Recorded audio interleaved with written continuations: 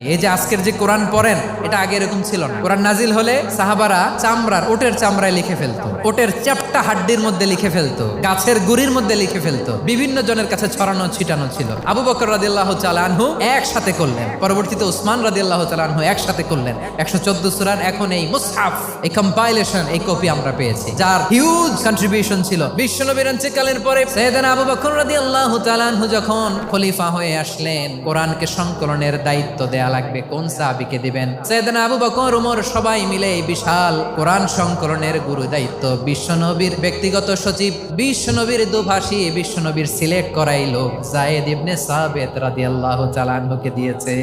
এই পুরো কোরআন কম্পাইলেশনের project manager ছিল যায়েদ বিন সাবিত রাদিয়াল্লাহু তাআলা। দেখেন, এত সাহাবীর মধ্যে থেকে বিশ্বনবীর একাডেমিক প্রজেক্ট যায়েদ বিন সাবিতের মতো তরুণকে নির্বাচিত করেছেন। কেমন ট্যালেন্ট হান্টার ছিল আমার নবী, সুবহানাল্লাহ পড়বেন না?